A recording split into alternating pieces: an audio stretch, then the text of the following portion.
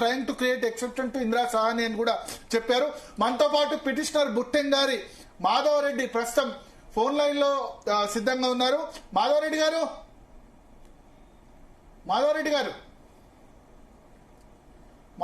Phone line లో ఉన్నారా, Zoom లో ఉన్నారా? మాధవరెడ్డి గారు జూమ్ లో వినబడుతుందా?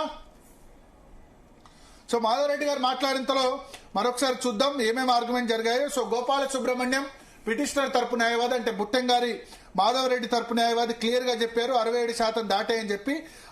ఆర్డినెన్స్ 30th March రోజు తీసుకొచ్చారు, అది అసెంబ్లీ కంటే ముందు తీసుకొచ్చారు, అది తర్వాత జీవో ఇష్యూ చేశారు. అండ్ ఇక ఈ జీవోలో ఎక్కడి నుంచి రాష్ట్ర ప్రభుత్వానికి 67% రిజర్వేషన్ తీసుకొచ్చిందో, అది ఎక్కడి నుంచి దానికి అధికారం వచ్చిందో, జీవో ఇష్యూడ్ ఈ silent about where it traces its power from.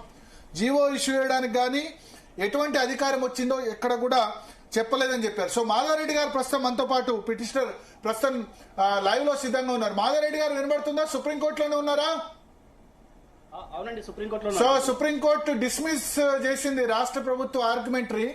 మీ తరపు ఎవరు గోపాల్ సుబ్రహ్మణ్యం అపియర్ అయ్యారా? అవును, గోపాల సుబ్రహ్మణ్యం అప్లై అయ్యారు. సో ఏం చెప్పింది సుప్రీంకోర్టు ఇవాళ? మీరు లోపల ఉన్నారు కదా.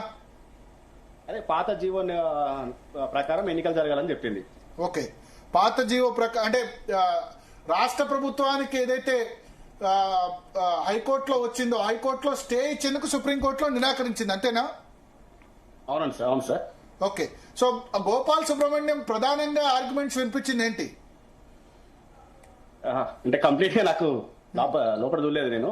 ఓకే ఓకే, అంటే మీ తరపు ఆర్గ్యుమెంట్స్ నేను ఫాలో అయ్యాను సుప్రీంకోర్టు లైవ్ లో. గోపాల్ సుబ్రహ్మణ్యం ఏం చెప్పారంటే, కేవలం ఎస్టీలకు, షెడ్యూల్డ్ తెగలకు మాత్రమే అవకాశం ఉంది 50% రిజర్వేషన్ దాటేందుకు, మిగతా వర్గాలకి అధికారం లేదు అని చెబుతూ సుప్రీంకోర్టు డిస్మిస్ చేసింది. ఒకసారి మీకు కూడా వినిపిస్తాను కోర్టులో ఏమందో. సింఘ్వీని జస్టిస్ నాథ్ క్వశ్చన్ చేశారు.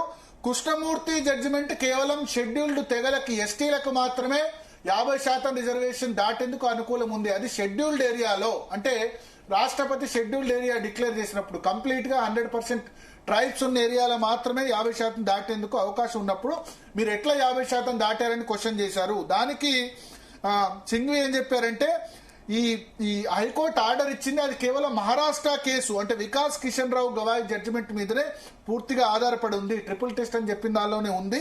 కానీ పూర్తిగా హైకోర్టు ఆర్డర్ లో దీనికి కారణం చెప్పలేదు, ఎందుకు డిస్మిస్ చేశారు అని అభిషేక్ సింఘ్వి చెప్పినప్పుడు. సో మొత్తానికి అల్టిమేట్ గా కోర్టు ఈ విషయంలో మేము జోక్యం చేసుకోమంటూ రాష్ట్ర ప్రభుత్వ ఎస్ఎల్పి స్పెషల్ లీవ్ పిటిషన్ ని డిస్మిస్ చేసింది, స్టేను వెకేట్ చేయడానికి నిరాకరించింది. అదే సమయంలో హైకోర్టు మా సుప్రీంకోర్టు తీర్పుతో మీరు ప్రభావితం కావద్దు, మీరు కేసును ఓన్ మెరిట్స్ తో నిర్ణయించింది అని చెప్పింది. సో రాష్ట్ర ప్రభుత్వం చేతిలో బాలుంది. మాధవరెడ్డి గారు, మీరు అందరూ బీసీలకు ప్రస్తుతం విలన్ అయినట్టుగా అనిపిస్తున్నారు.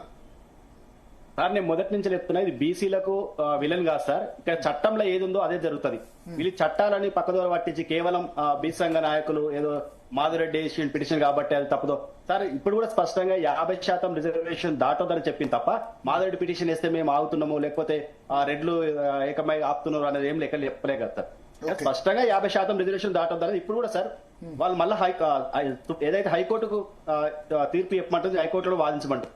హైకోర్టు కూడా కేవలం సుప్రీంకోర్టులో ఏవైతే నియమ నిబంధనలు ఉన్నాయో, గతంలో ఏవైతే కేసులలో విజయం సాధించడంతో వాటి తీర్పులు ఉంటాయో వాటిని బట్టి మాత్రమే సేమ్ కూడా మళ్ళీ హైకోర్టు కూడా అదే తీర్పు చెప్తారు. ఓకే, సో ఇప్పుడు మరి రాష్ట్ర ప్రభుత్వం హైకోర్టు సంబంధించి ఆర్గ్యుమెంట్స్ November 5న మళ్ళీ ఆర్గ్యుమెంట్స్ ఉన్నాయి అంతే కదా? November 5న అంతే, November 5 నాడు ఉంది. 6 వారాలు టైం అడిగారు. 4 వారాలకు 2 వారాలు మా పిటిషనర్ కు, మొత్తం 6 వారాలు. November 5 నాడు హైకోర్టులో November 5 ఉంది. మళ్ళీ 30 మంది మీతో పాటు ఎంతమంది పిటిషనర్లు ఉన్నారు? మీ తర్వాత చాలా మంది వేశారు కదా? 17, అంటే టోటల్ మొత్తం 46 టోటల్, అంటే అటు గవర్నమెంట్ సైడ్ ఎంబీసీలు ప్లస్ మేమంతా కలిసి 46 ఉన్నాం సార్. మొత్తం 46 మంది ఆర్గ్యుమెంట్స్ వినాలంటే కనీసం 4-5 రోజులు పడుతుంది అడ్వకేట్ సాధనలు వినాలంటే. అంటే అందులో కొంత అప్లిడేట్ అయిన వాళ్ళు ఉన్నారు, కేవలం ముఖ్యులు 2-3 ఉన్నారు, వాళ్ళే ఏంటి అని అనుకుంటున్నాం. సో అయితే ఇప్పుడు 4-5 రోజులు అంటే November 5 నుంచి November 10th అయినా పడుతుంది. మళ్ళీ జడ్జిమెంట్ రాసేందుకు ఒక 3 నెలలైనా ఈజీగా పడుతుంది ఇటువంటి కేసెస్ లో. అంటే కోర్టు మనం ప్రెడిక్ట్ చేయడం కరెక్ట్ కాదు, కానీ ఈజీగా ఫిబ్రవరి వరకు వెళ్తుంది. సో మరి ఇప్పుడు ఏం చేయాలి? 42% రిజర్వేషన్ లేకుండా పార్టీ పరంగా, కాంగ్రెస్ పార్టీ పరంగా 42% ఇస్తే మీకు ఏమైనా అభ్యంతరమా? ఎంపీటీసీ జెడ్పీటీసీలో మాకు ఎలాంటి అభ్యంతరం లేదు సార్. ఏ రాజకీయ పార్టీ ఎంత ఇచ్చుకున్నా కూడా మాకు ఎలాంటి అభ్యంతరం లేదు. మేము చట్టాన్ని సవాల్ చేసినాం కానీ రాజకీయ పార్టీలు మేము సవాల్ చేయం. రాజకీయ పార్టీలు కూడా మేము అడగం కూడా. వాళ్ళ అవసరానికి ఎట్లా ఉంటే అట్లా వాడుకుంటారు వాళ్ళు రాజకీయ సో ఇప్పుడు పార్టీ. కాంగ్రెస్ 42% ఇచ్చి బీఆర్ఎస్ బీజేపీ అందరు 42% ఉమ్మడిగా ఇస్తే మీకు అభ్యంతరం లేదు? ఎవరిచ్చిన అభ్యంతరం లేదు, ఎవరు ఇవ్వకున్న అభ్యంతరం లేదు. మాకు రాజకీయ పార్టీలతో మాకు ఎలాంటి సంబంధం లేదు. అలా వ్యూహం అది. వాళ్ళకి ఏది అవసరం ఉంటే వాళ్ళు చేసుకుంటారు రాజకీయ ఇప్పుడు పార్టీ. ప్రభుత్వ పరంగా ఇస్తేనే మీకు అభ్యంతరం? చట్టం పరంగా ఇస్తే మాకు అభ్యంతరం. 50% రిజర్వేషన్ దాటొద్దన్నది కాబట్టి అట్లిస్తే మాకు అభ్యంతరం కాబట్టి కొట్టుకొచ్చినాం. కానీ ఇప్పుడు 50% దాటేందుకు కృష్ణమూర్తి జడ్జిమెంట్ లో ఎస్టీలకు అవకాశం ఇచ్చారు. షెడ్యూల్ ట్రైబ్స్, ఎస్పెషల్లీ ఆదివాసీ ఏరియాల్లో ఉన్న వాళ్ళకి మొదటి నుంచి రిజర్వేషన్లు ఎస్సీ ఎస్టీలకే ఉన్నాయి. వాళ్ళకి ఎంత జనాభా పెరిగితే అంత అవకాశం అని ఉంది. బీసీలకు ఎంత జనాభా పెరిగితే అంత అవకాశం లేదని మొదటి నుంచి మేము అదే వాదన చెప్తున్నాం. కేవలం పేదరికం అసమానతలతో అది వస్తుంది. అది ఇక్కడ రాష్ట్ర ప్రభుత్వం కానీ ఏ రాష్ట్రం కూడా కులగా ఆర్థిక పరమైన గణన చేయలేదు, ఎవరికి బయట పెట్టలేదు. ఆర్థిక పరమైనటువంటి గణన చేసినప్పుడు, లెక్కలు చేసినప్పుడు ఎంతమంది పేదవాళ్ళు ఉన్నారో తెలిస్తేనే అప్పుడు రిజర్వేషన్లు ఇవ్వచ్చు సార్. సో ఇప్పుడు షెడ్యూల్డ్ ట్రైబ్స్ అక్కడ ఎట్లా వెనుకబడి ఉన్నారో తెలంగాణలో బీసీలు కూడా అదే స్థాయిలో వెనుకబడి ఉన్నారు. బీసీల రిప్రజెంటేషన్ చాలా తక్కువ సంఖ్యలో ఉంది. 119 మంది ఎమ్మెల్యేలో 19 మంది మాత్రమే ఉన్నారు. అంటే 16-17% మాత్రమే బీసీలు ఉన్నారు. బీసీల జనాభా 56% ఉంటే 16-17% ఉన్నప్పుడు ఎందుకు అవకాశం ఇవ్వకూడదు? షెడ్యూల్ తెగలకు రిజర్వేషన్ విషయంలో వస్తే షెడ్యూల్ తెగలకు బీసీలకు చాలా వ్యత్యాసం ఉంది సార్.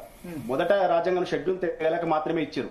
ఇది ఓటు బ్యాంకు లేకపోతే పరిస్థితులు బాగా లేవను ఫస్ట్ మొట్టమొదటిగా బెంగళూరులో కర్ణాటక రాష్ట్రంలో ఇచ్చినటువంటి రిజర్వేషన్. ఆ తర్వాత కూడా 94 సుప్రీంకోర్టుకు వచ్చింది. దాని వెరిఫికేషన్ చేసి అప్పుడు పేదవాళ్ళు ఉన్నారు, పేదవాళ్ళకు కూడా ఇవ్వాలి అనే ఒక ఆలోచన వచ్చినప్పుడు ఇచ్చారు. ఇప్పుడు మరింత జనాభా పెరిగిన జనాభా ప్రకారం ఇవ్వాలనే దానికి సంసిద్ధంలో ఉన్నారు సార్. ఇప్పుడు కూడా ఆ బీసీలలో పెరిగినటువంటి పేదవాళ్ళు జనాభా కాదు, జనాభాతో పాటు పేదవాళ్ళు పెరిగిరు. ఇక పేదవాళ్లకు ఈ లెక్కలు చేసినాము, వాళ్ళకు ఆర్థిక స్థితిగతులు ఇట్లున్నాయని అప్పుడు ప్రభుత్వం అనేది కోట్ల ముందు పెట్టినప్పుడు ఖచ్చితంగా ఆలోచన చేస్తారు సార్ అది. ఓకే, మీరు లైన్ లో ఉండండి.